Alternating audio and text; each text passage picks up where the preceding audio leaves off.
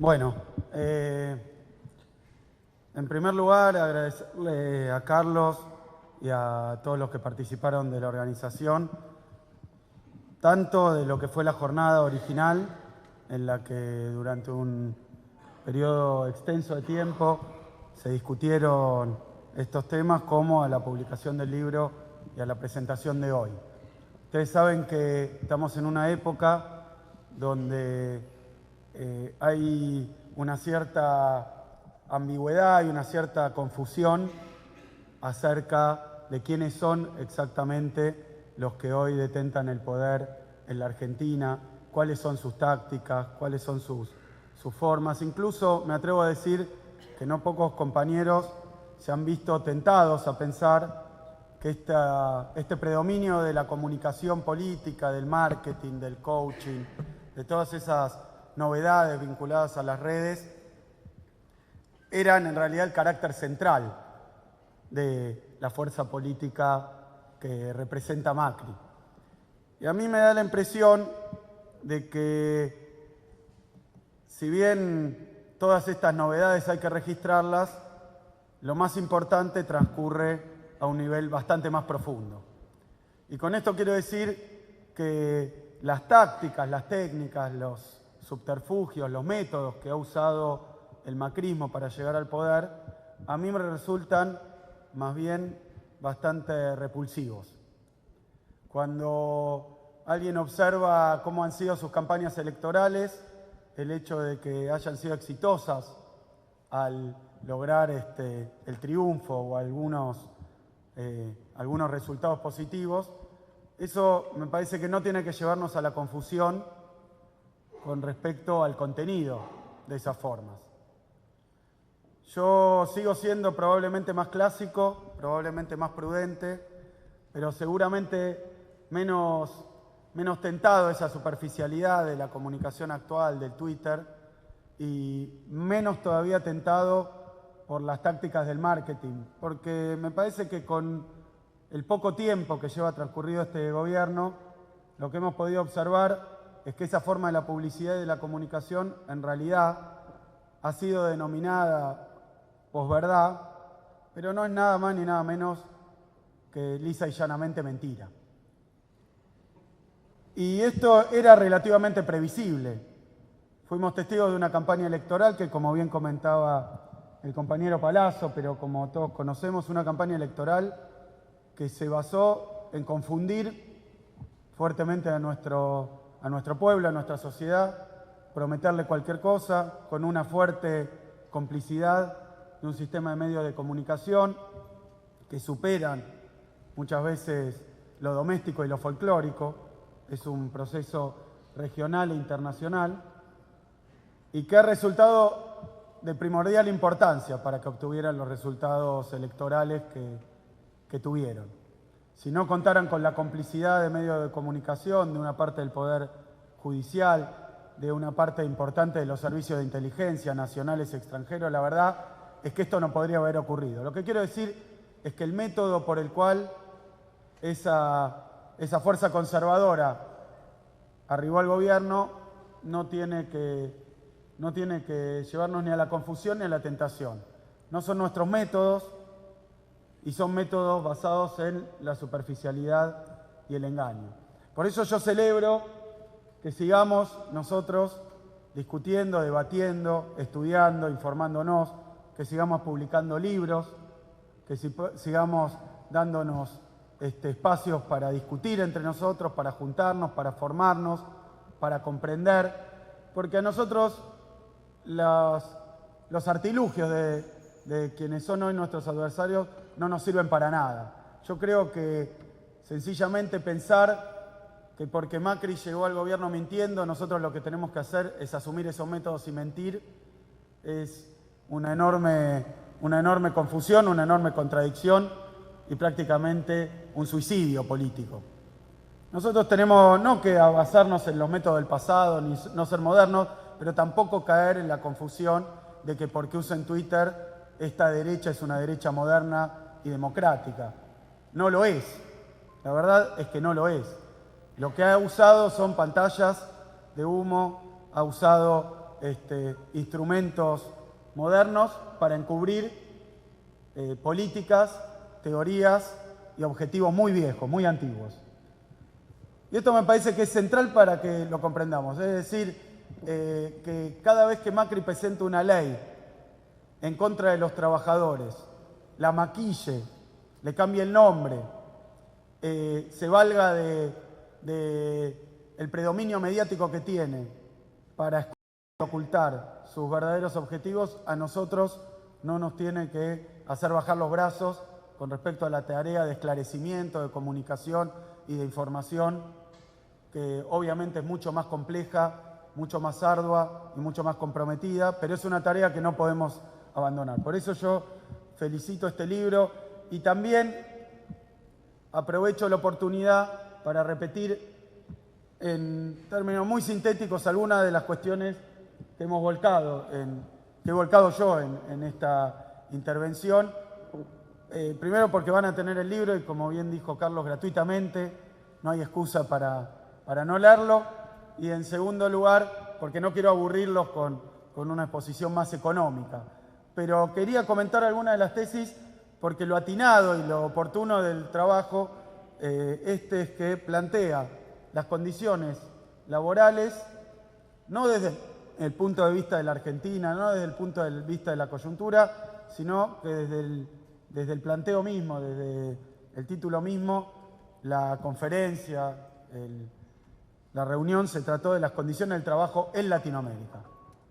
Y este es el punto sobre el que yo hice eje para hablar un poco de las condiciones económicas del mundo y de la región. Porque me parece que muchas veces en el fragor de las discusiones, de los problemas políticos, de lo que hace a la coyuntura, uno corre el riesgo de perderse el cuadro más general, el escenario completo, y entonces caer en confusiones que son finalmente, que debilitan y son inconducentes. Entonces lo que yo planteé, y simplemente a modo de spoiler se llama ahora, ¿no?, de adelanto, para los que lo vayan a leer, lo que yo planteaba, muy moderno, ¿ven que yo también? Esto me lo tiró Durán Barba, que dijera spoiler, que va a ser muy atractivo. No, pero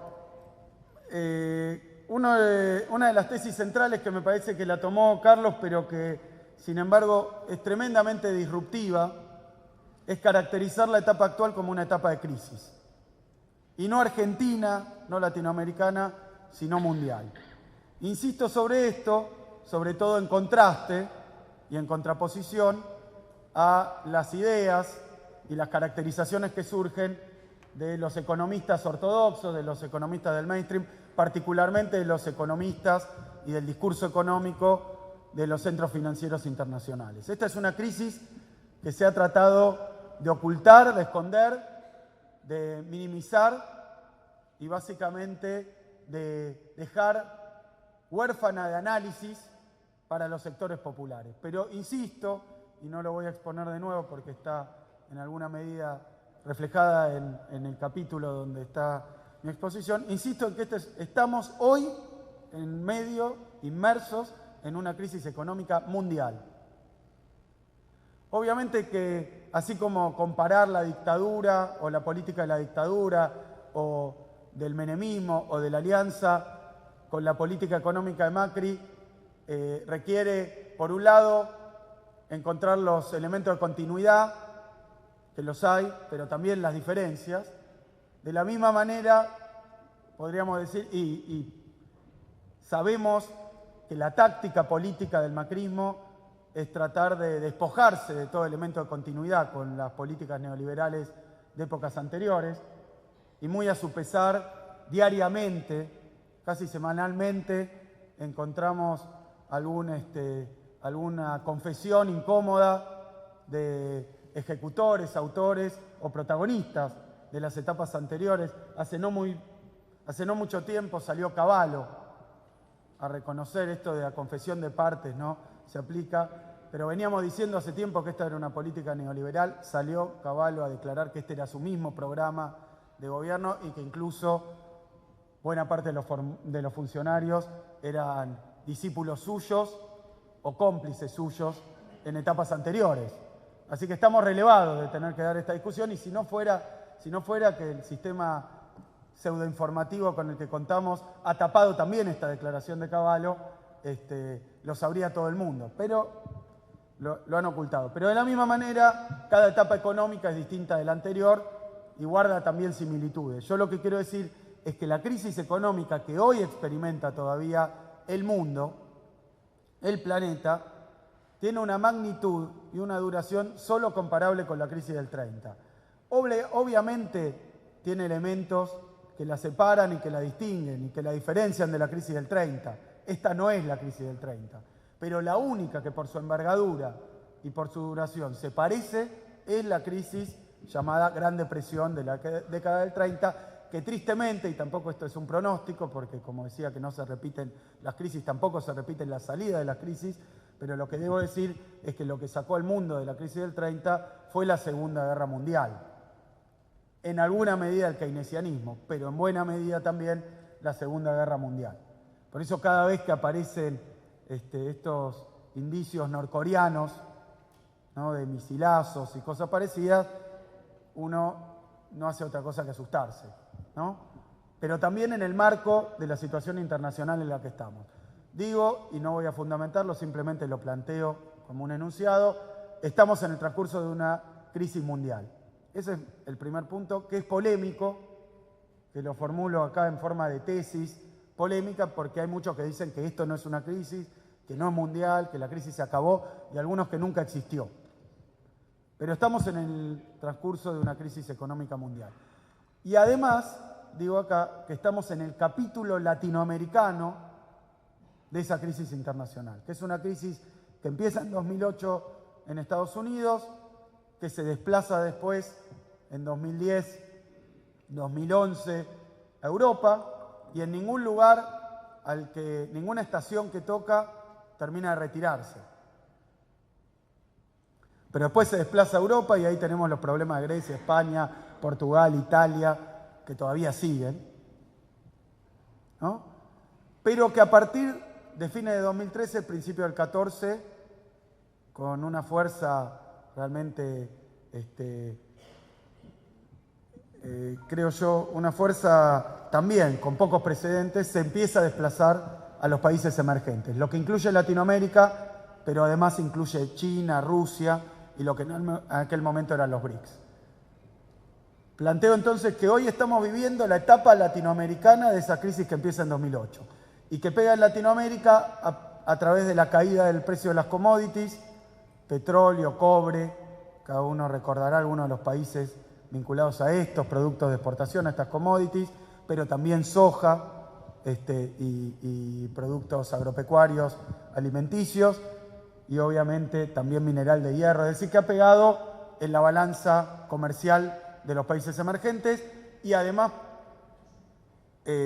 afectó muy fuertemente los flujos financieros internacionales a través de movimientos en la tasa de interés que determinaron fenómenos que son resultado de las crisis inconfundibles, como las grandes salidas de capitales, los problemas de balanza de pago, los problemas de deuda y después de eso las devaluaciones, los procesos inflacionarios, las recesiones. Planteo esta cuestión para hablar lo que está pasando en Latinoamérica en general y sin en Latinoamérica en general. Pero indudablemente no hay país del mundo que se pueda mantener ajeno en el plano local a este verdadero tsunami mundial que estamos observando. Y esto ha tenido, también lo desarrollo brevemente en el libro, ha tenido resultados políticos.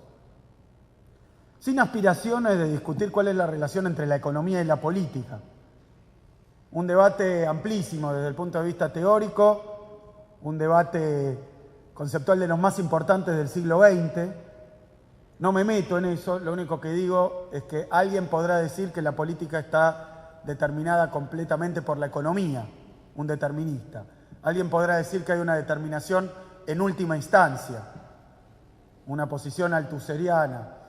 Alguien podrá decir lo que quiera decir. Lo que nadie puede negar es que hay una relación que hay un vínculo muy claro y que muchas veces se presenta de manera evidente entre los procesos económicos y las situaciones políticas. Ahora, lo que yo quiero decir es que esa crisis mundial, cuando le pega a Latinoamérica, conmovió los planes económicos, los programas económicos, las proyecciones en todos los países de la región e introdujo cambios. Y este es el punto que quiero remarcar para terminar esta parte política y después esta parte económica e ir ahora a la política y la cuestión laboral en la región y en Argentina en particular. Ante una crisis internacional, para simplificar pero no tanto, básicamente hay dos salidas. Una salida neoliberal y una salida, llamémosla, nacional y popular. Y esta disyuntiva existe desde que aparecieron las crisis económicas, es decir, desde que apareció el capitalismo y los estados nacionales. La salida liberal es que cuando llega la crisis genera problemas de balanza comercial, genera problemas fiscales, déficit fiscal, genera problemas de competitividad, genera problemas de vínculo internacional, genera problemas de financiamiento. Cuando se presenta, cuando se apersona la crisis, la solución neoliberal lo que dice básicamente es retiremos al Estado. Como la crisis de alguna manera pega, dicho de una forma más específica, genera resultados económicamente peores que los que había antes, entonces los neoliberales empiezan a echarle la culpa a las políticas anteriores o a las políticas keynesianas o a las políticas desarrollistas, de situaciones generadas no por esas políticas, sino por la crisis mundial. Y sobre la base de ese argumento, que en Argentina tendría el nombre de pesada herencia, para simplificar, sobre la base de ese argumento dicen que para afrontar la crisis, que en general tratan de negar, pero terminan reconociendo, lo que hay que hacer es retirar al Estado, dejar de utilizar la política económica, monetaria, fiscal, financiera, para sostener las condiciones de vida de la sociedad, de los trabajadores, de los más vulnerables. Lo que hay que hacer es recurrir al recetario neoliberal. Apertura comercial, apertura financiera, ajuste fiscal, que en los países centrales se ha llamado política de austeridad o de consolidación fiscal, pero que está de moda en Europa, incluso diría en Estados Unidos, y ahora empieza a estar de moda en el sudeste asiático. Es decir, aplican el ajuste fiscal, el ajuste monetario, la apertura financiera y después van contra los derechos y las condiciones de vida del pueblo y de los trabajadores. Todo eso para afrontar la crisis. El resultado es claro, hay experiencia internacional y nacional, diría yo, excesiva, que demuestra que esas políticas económicas en un contexto de crisis no hacen otra cosa que profundizar la crisis nacional, que deteriorar las condiciones económicas del país y que de alguna manera, cuando uno mira el contexto mundial, no hacen otra cosa que descargar las consecuencias de esa crisis internacional sobre las espaldas, los bolsillos, la vida de las grandes mayorías populares. Es decir, que si uno retira al Estado en condiciones de crisis internacional, es como afrontar una tormenta sin impermeables, sin paraguas, sin botas. Te lleva puesto, sobre todo porque las economías más fuertes suelen hacer lo contrario. Y eso es un poco lo que estamos observando. El mundo de los países centrales, el mundo desarrollado, se ha vuelto en un contexto de crisis proteccionista, avaro, financieramente conservador. Y esto lo podría resumir la frase de Trump durante la campaña electoral. En un contexto de crisis ha dicho América para los americanos, tratando de transmitir que ya no le importa ni financiar guerras en el exterior, ni llevar adelante las políticas del Fondo Monetario Internacional, ni embanderarse con el neoliberalismo en abrir las fronteras a la importación, sino que está usando o ha esbozado como una como una de las ideas en su campaña electoral, usar al Estado para proteger a los ciudadanos de su propio país. Esta es una política que se ha observado durante todos los episodios de crisis internacional. Es decir, que la otra política es la contraria, y no quiero decir que Trump la vaya a aplicar o haya pensado en aplicarla, pero sí, la verdad que ante un contexto de crisis internacional, uno pensaría que la prioridad del Estado Nacional es defender las condiciones de vida y la situación de su propia población ante un esquema de sobreabundancia de mercancías, crisis de sobreproducción, problemas financieros.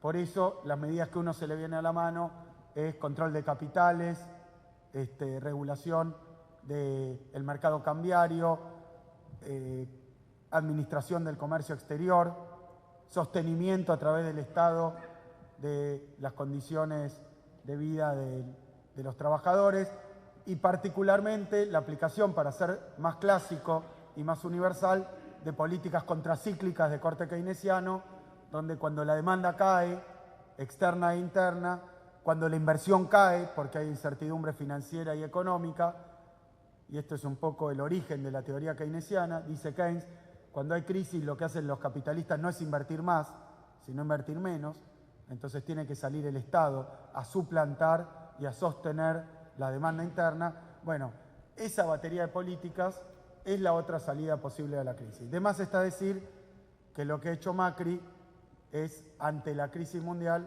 aplicar políticas neoliberales y han tenido los resultados esperables. Caída de la inversión, caída del empleo, deterioro de la balanza comercial, fuga de capitales. Es decir, que la verdad que si uno lo mira quitándole o sacándole o poniéndose unas anteojeras que no te confundan ante la propaganda, los discursos, los guiones, la verdad es que lo que está ocurriendo en la Argentina es que en un contexto de crisis mundial se ha apostado a políticas de desprotección de la economía nacional y de las grandes mayorías populares, con particular énfasis en las pequeñas y medianas empresas, en las economías regionales, en los trabajadores, en los jubilados y en los desocupados. Dicho esto, y para concluir, me parece que una de las cuestiones centrales que han surgido en estos paneles, que han surgido en estas exposiciones, es que la clave del crecimiento, de la prosperidad, del éxito, de las políticas económicas llevadas a cabo en la etapa anterior, aquí en Argentina 12 años y medio, en cada uno de los países con sus particularidades, la clave probablemente central, cuando uno estudia el proceso desde una perspectiva más amplia, la clave central fue el avance en el proceso de integración regional. Hay mucho más que se ha hecho, pero enfatizo esta cuestión porque me parece que es de especial significación en la etapa actual. Así como durante la etapa de auge de las experiencias progresistas, populistas, populares, peronistas, de izquierda, como quiera llamarlas en el continente, así como la clave de ese éxito estuvo en la integración regional, de la misma manera, hoy cada una de las sociedades, cada uno de los pueblos, cada clase trabajadora, cada uno de los movimientos obreros, que incluyen no solo a los obreros activos, sino a los obreros pasivos, que son parte de la clase obrera, a los obreros desocupados, que son parte de la clase trabajadora también.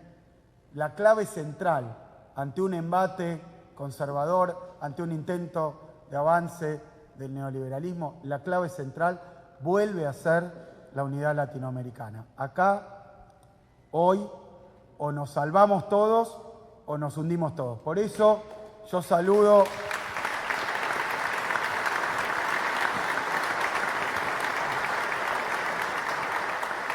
y recalco la importancia y el interés de haber hecho una conferencia donde se toquen las reformas en cada uno de los países, pero en una clave regional y latinoamericana. Es decir, que hoy el neoliberalismo conoce bien cuál es su estrategia, es una estrategia mundial, es una estrategia regional, sería muy miope y hasta estúpido tratar de oponerle a eso resistencias y organizaciones aisladas y exclusivamente locales y nacionales. Es necesario avanzar lo más rápidamente posible hacia la unidad de los trabajadores, de los jubilados, de las mayorías, del pueblo, de todos los países latinoamericanos, para dar una batalla, no para únicamente resistir, porque sabemos que lo que ocurre a escala internacional con la economía ha generado, no en política, una ola neoliberal que ha tapado todo, sino básicamente una etapa de incertidumbre, de confusión, de flujos y reflujos, de altas y bajas. Lo que yo quiero decir es que hoy no está definido que esto sea una ola neoliberal. Hoy lo que está definido es que el neoliberalismo está tratando de volver con el viejo manual a imponerlo a América Latina y que así como en Argentina lo llaman ensayo y error, yo diría que ese error, lo que hoy en Argentina llaman error, no es otra cosa que el resultado de la efectiva organización y resistencia de nuestro pueblo al intento de aplicar las medidas neoliberales. Así que ese ensayo y error tiene que estar en Latinoamérica plagado de aciertos del movimiento obrero, aciertos de las organizaciones populares, aciertos de la unidad latinoamericana en contra de estas políticas. Y en el 18, como marcan todas las encuestas, Lula vuelve a imponerse en Brasil. Lo que pensaban que era una ola neoliberal se va a volver una reconquista de los gobiernos por sus legítimos dueños, que son los representantes del pueblo. Muchísimas gracias.